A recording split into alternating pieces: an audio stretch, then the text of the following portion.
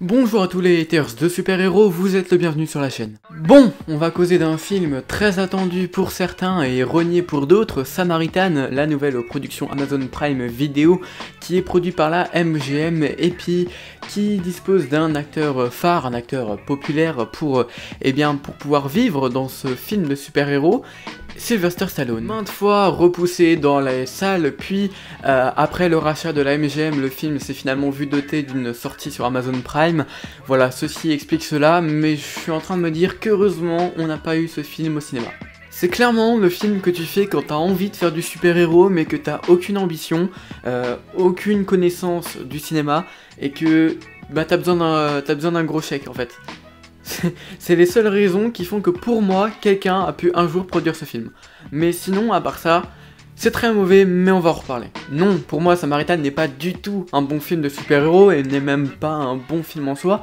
Mais pour que tu comprennes pourquoi, pour moi, c'est un mauvais film de super-héros, il va falloir que je t'explique ma façon de penser concernant ce genre.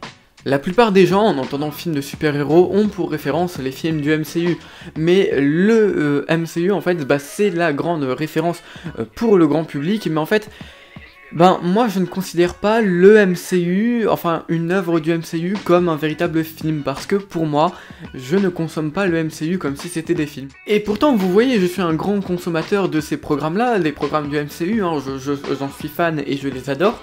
Mais pour moi, le MCU, ce n'est pas des films, parce que c'est... En fait, pour moi, le MCU, c'est une grande série, c'est un univers où tout s'entremêle, que j'aime parce que j'aime voir évoluer ces personnages, parce que j'aime le côté grand spectacle qu'ont certains films comme Infinity War, et que j'aime l'événement et la hype que peut créer certains films du MCU. Mais pour moi, je sais que ce n'est pas forcément du grand cinéma, pas toujours, même si en ce moment Marvel a quand même des directives et des directions artistiques qui font que voilà, on s'approche quand même de grands films de super-héros.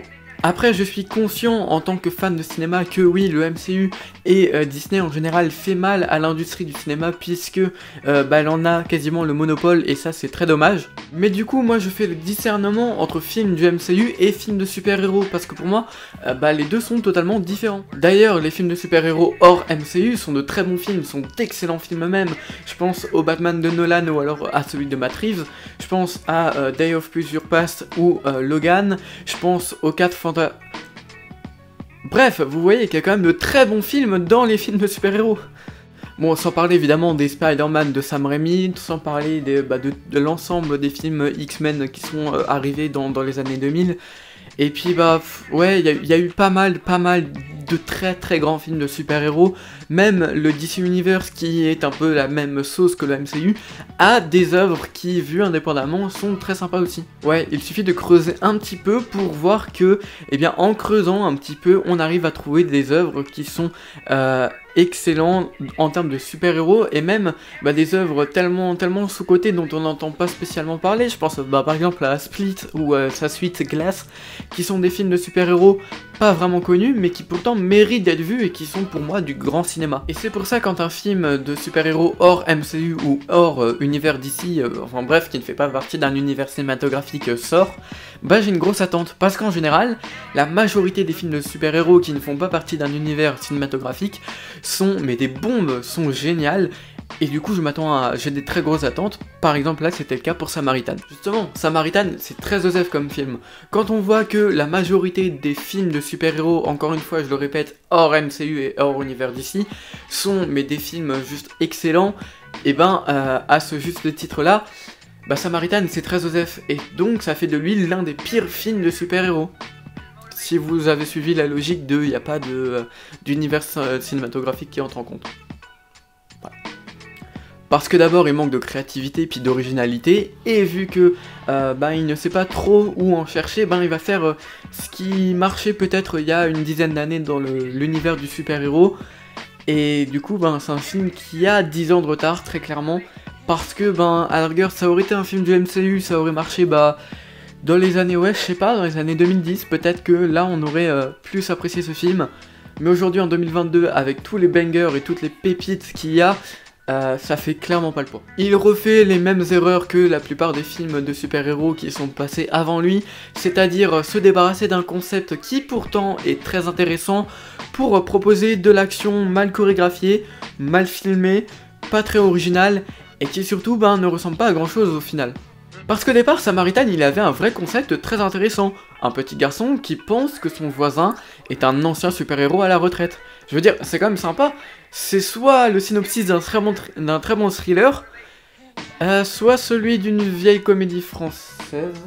Bon, trêve de plaisanterie, il est évident que si on avait continué dans cette histoire de ce garçon finalement qui enquête pour savoir si oui ou non son voisin est un ancien super-héros, qu'on aurait abordé ça plus comme un thriller, comme un véritable film de super-héros, ça l'aurait fait, parce que ça aurait été intéressant et ça aurait même pu être assez drôle je trouve. On serait donc passé d'un thriller, d'un film de super-héros à un thriller, mais c'est pas plus mal parce que c'est un film qui doit sortir sur les plateformes de streaming, et à la base, dites-vous que ce film que vous avez vu là, c'est un film qui devait sortir au cinéma. Sérieusement, est-ce que vous voyez ce film au cinéma? Non, c'est trop cheap, ça le fait pas. Aujourd'hui, les films de super-héros, ok, les gens vont se précipiter voir le dernier Marvel et tout, et même moi j'en fais partie parce que je suis un gros pigeon, mais un film de super-héros récent qui ne fait pas partie d'un univers cinématographique, on a eu le Batman No Matrix par exemple. C'est un banger. Et imagine, quelques mois après, t'as Samaritan. Samaritan au cinéma, mais il se fait défoncer. Tout le monde va défoncer ce film si Samaritan sort au cinéma. Parce que, encore une fois, c'est trop peu original, c'est pas bien, c'est pas exceptionnel. Et puis surtout, ça se voit qu'il y avait pas trop le budget pour faire un grand film de super-héros, et donc ça fait très cheap. Alors que si on aurait abordé ça comme un thriller, ça l'aurait fait, une espèce de thriller un peu parodique, un petit peu drôle, ça l'aurait fait pour passer en salle. Ouais bon, dans Samaritan tout est un petit peu obsolète, et c'est bien dommage à une époque où même le MCU, avec des films comme Les Éternels, comme Doctor Strange 2 ou encore Shang-Chi, arrive à créer quelque chose d'enfin original et de enfin, disons, comment dire, artistiquement correct, dans le sens où, voilà, ça y est, on sent qu'il y a une intention de faire du cinéma de la part de Marvel Studios. Donc voilà, si même le MCU commence à faire des bons petits trucs, c'est dommage qu'il y ait des films comme Samaritan qui reviennent pour remettre des films nuls en avant. Après voilà, je ne cache pas le petit plaisir coupable que j'ai eu devant ce film, parce que... Voilà, il y a ce petit côté où c'est un film con, un petit peu, tu vas voir comme un nanar, et puis que ça va te faire marrer pendant 1h40 parce que t'as rien d'autre à foutre de ta vie. Mais sinon, c'est pas exceptionnel non plus. Mais en même temps, fallait pas s'attendre à autre chose de la part de Sylvester Stallone. Oula, ça va faire débat. Mais voilà, finalement, Samaritan, c'est un film que la plupart des gens auront oublié, sauf les haters qui s'en serviront pour dire que les super-héros c'est de la merde, et nanani, et nanana, et puis allez voir The Batman de Matrix avant de parler, voilà. Donc c'est un plutôt mauvais projet donc, mais qui est quand même sympa pour ce qu'il propose sur une plateforme de streaming, parce que c'est vrai que pour Amazon Prime, je pense que c'est quand même une aubaine. Et là, je pense que ça va marcher sur Prime Video, parce que, justement, c'est un film qui va être disponible pour une majorité de personnes, disons pour le grand public, pour les personnes qui n'ont pas l'habitude d'aller au cinéma, et qui se déplacent que pour voir le dernier Marvel, pour aller voir Les Minions 2 ou du Cobu avec sa famille.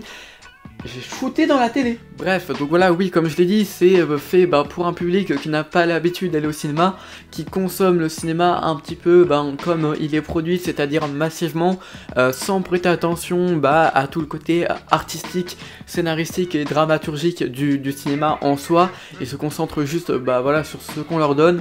C'est un petit peu le boulot des plateformes de streaming, et malheureusement la majorité des gens qui regardent des films de temps en temps au cinéma sont les premiers consommateurs de ce genre de films sur les plateformes, et c'est bien dommage. Parce que c'est un acteur qui est populaire en tête d'affiche, parce que c'est un film qui voilà ne va pas te prendre la tête, et puis c'est un film où tu peux te permettre d'être distrait de ton téléphone, parce que qu'est-ce que tu rates? Pas grand chose. Donc voilà, c'est un film qui je pense va quand même marcher sur Prime Video, et c'est bien malheureux. Et ce genre de film, faut s'attendre à en voir de plus en plus souvent parce que Netflix il est déjà très branché sur ce système économique et les autres plateformes commencent à suivre.